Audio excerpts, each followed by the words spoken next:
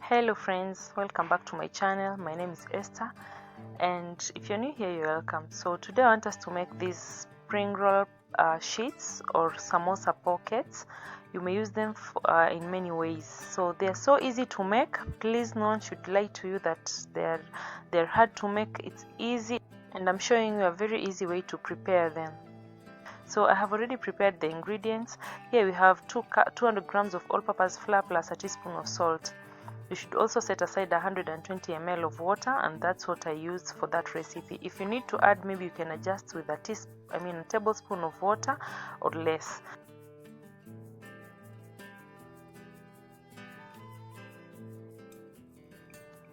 So I'm done kneading, and I have attained a very soft and pliable dough, and I'm going to cover this and let it rest for about 15 minutes before we get to work on it.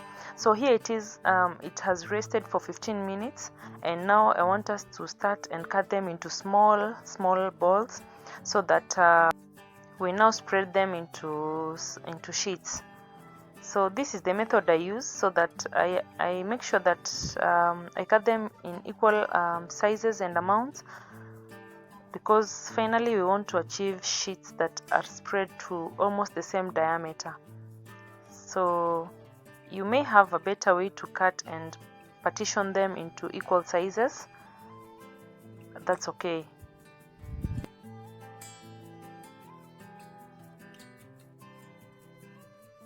At this stage, please try and make sure that you attain smooth and round nice balls, because this will really help you to attain round and good circle sheets.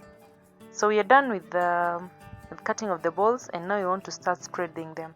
You just want to spread them a little, just like what I'm doing here, and try and make sure that you come up with an even round circle shape.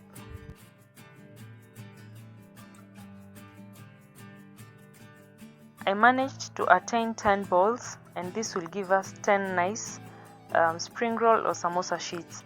So after spreading them, I divided them into two batches, 5 each, and so you need to apply some oil on top of the surface of the small sheet, as I'm doing here, and sprinkle some little flour before you place another one on top, like this, and then apply more oil again, just enough, and sprinkle more flour. And you need to do this for all the balls and sheets. So after I have stacked 5 of them, now I start rolling them, spreading them carefully, and gently, just like this, until I attain one big and thin sheet.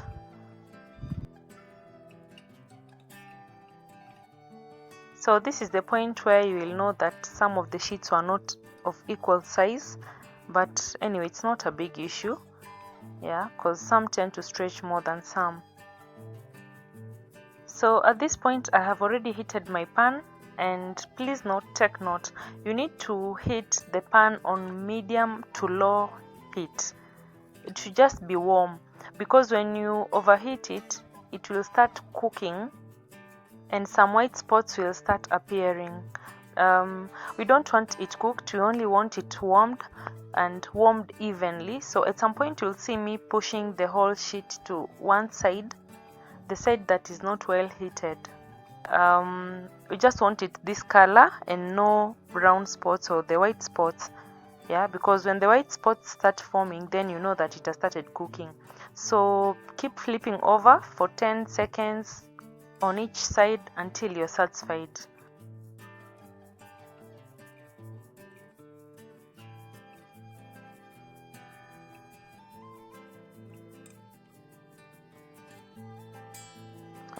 I don't know whether you can see at this point, the layers have started separating themselves.